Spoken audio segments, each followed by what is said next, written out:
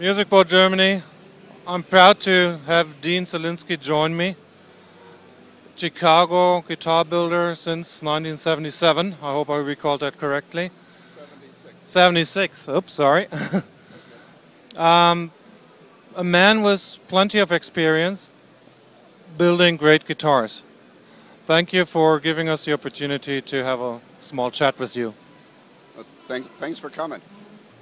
Yeah, we had a long distance to come over the Atlantic and all of America.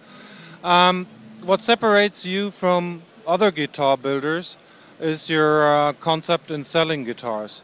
For the USA, we learned there's no shop left anymore. It's all done through the website, and which is something that separates it from others is a full money-back guarantee, 30 days, all that stuff. So you're well above the average of restocking fees of distributors or local stores.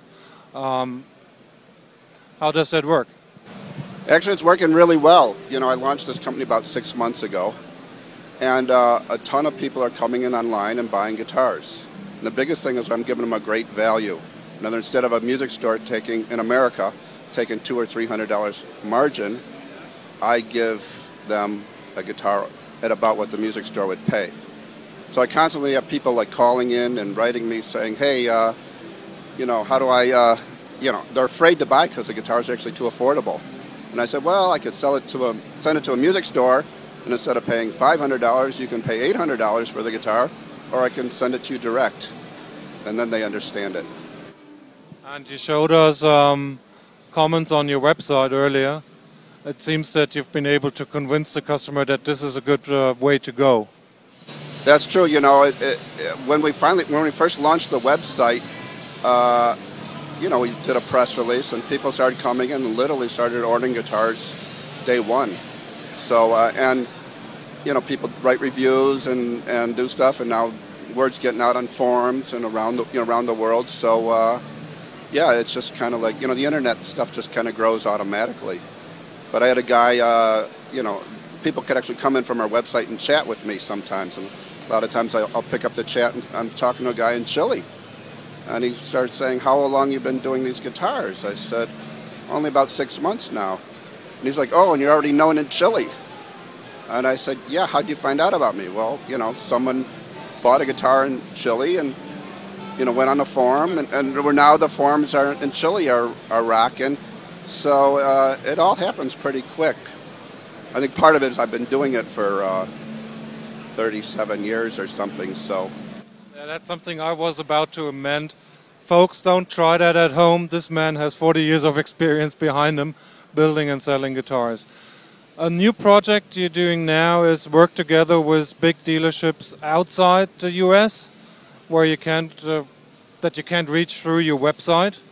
And one of them is Thomann that you're working together with, and he bought a large amount of guitars because that's what he always does.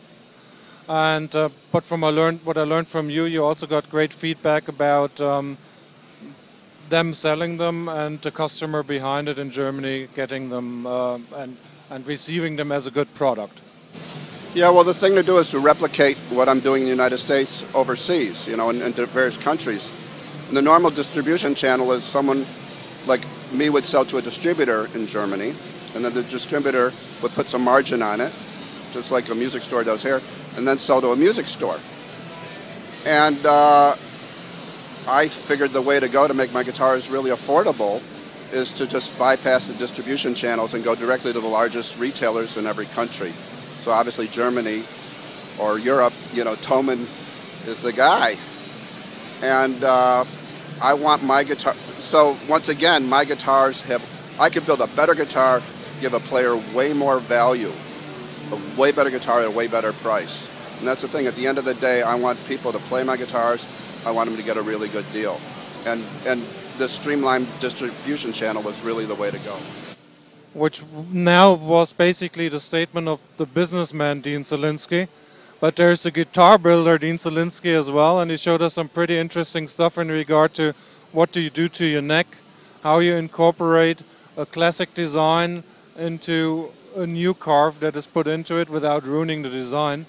And I would like to pick up that portion of our chatting from earlier again. So first talk about the neck. There's something really specific. We're going to put the photos in the video at that time so people will know. But we can perhaps grab the other side. Well, let's show a guitar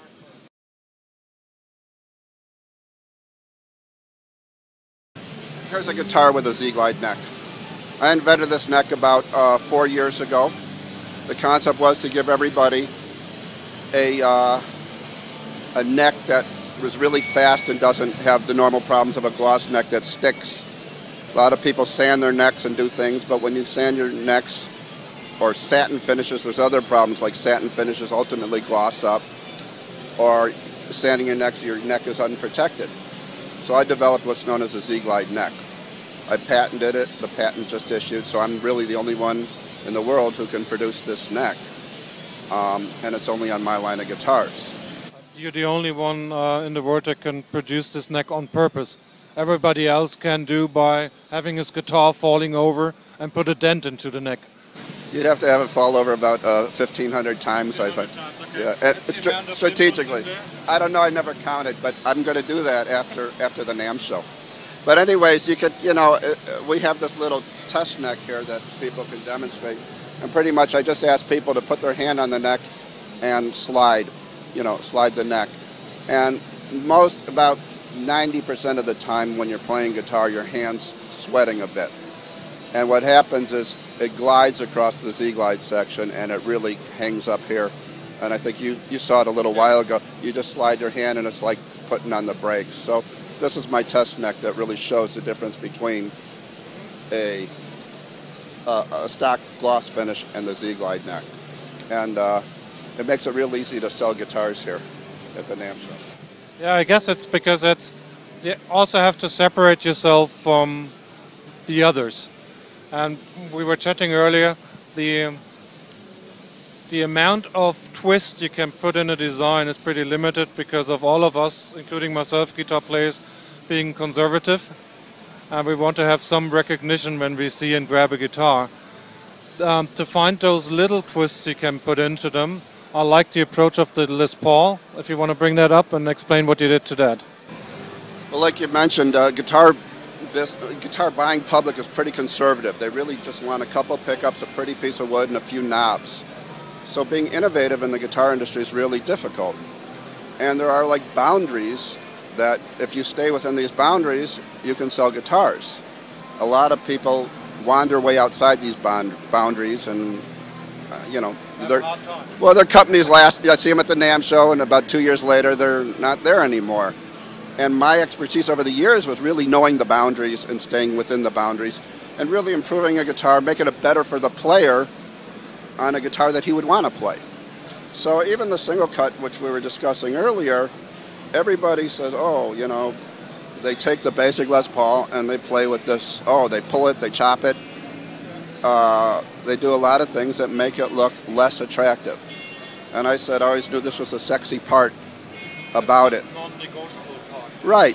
So, a Les Paul was always, I always thought a guitar was kind of designed after a woman, they're kind of, so I put a skinnier waist on it and a unique carve.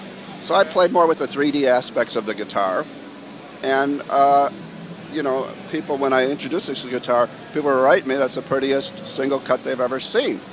And I don't think that people who stretch the horn or chop it stretch the upper bout are really receiving emails or letters saying, hey, that's the sexiest single cut I've ever seen. So once again, it's staying within the boundaries. And everyone says to me, I love that. This has kind of been referred to as the cleavage of the guitar.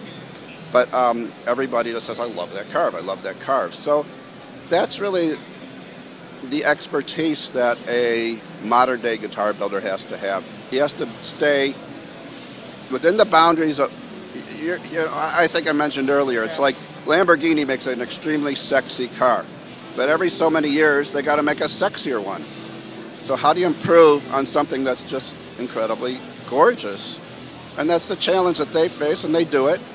And that's a challenge us guitar builders, us independent guitar builders, because obviously Gibson and Fender are pretty much selling the same model or body styles over and over for the last 50, 60 years, whatever it is. But being an independent, you really have to, you have to, as I say, cut new grass. How many times a year you sort of have to hit your fingers and say, stop, don't go over the edge, and don't find the really new and cool idea? Or is it living in your brain and not just not yet released to stay in the boundaries? I think, I design for necessity. I don't say, oh, I want to design a guitar and just sit down, I need to sell something. My designs are born out of, hey, this would be really cool.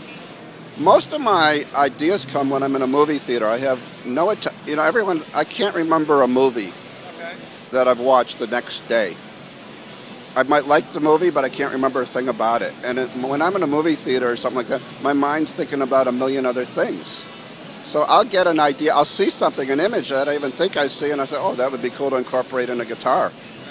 It's not necessarily a movie theater, but I'm just giving an example that. And then these things kind of get stored in my brain, and more recent years I've been jotting them down on my iPhone. So I'll have notes about whether it's a marketing thing or a guitar design forever, or something that'd be cool. I might see a color or something in a movie that I want to incorporate, and they just become notes. And then I design out of a necessity, okay? This new guitar, we're calling it a working man's guitar. It's called the La Voce, okay? It's really born out of a guy's got to go to a gig. He needs an easy guitar to take to his gig, and it does a lot of things. It gets him a Strat tone, gets him his Gibson tone, gets him an acoustic sound. And so as soon as I started thinking about a guitar for a real gigging musician where he only has to take one guitar, well, it should be light, it should travel nice. Well, I'm like the recent guy who's doing thin line guitars. So what's more natural than a thin line single cut, True. And so I get ideas and then incorporate a lot of thoughts that I've had over the years. I have a good friend of mine who is a golf professional, a successful one. And whenever we drive around in the car, he's on the passenger seat. He builds golf holes left and right side of the street in mini valleys and stuff like that. Always explains, that would be a beautiful one because it has just that little bend and just that little. So that transfer, being animated to do good stuff by external source, is a pretty good thing, I think. The big body things like the Zenyatta I do, which is thin body but a big body. I had that idea 30 years ago, and I put it in the back of my head, and I just never got around to building it. And now we build like a big, Gibson style big body, but it's paper thin. And, those guitars are selling really well. So, which was basically my question. You released something that was a bit more extraordinary, residing somewhere in your brain, and now you had the chance to do it. Dean, many thanks for the time and for the input and the chatting. I really enjoyed that. I will have a go to your website and find out what else you can do. So you got me, and I hope the video make some rumor in the forum, and people will have a look at your guitars. Thank you. Appreciate you coming and spending the time, and I hope you're having a nice time in America.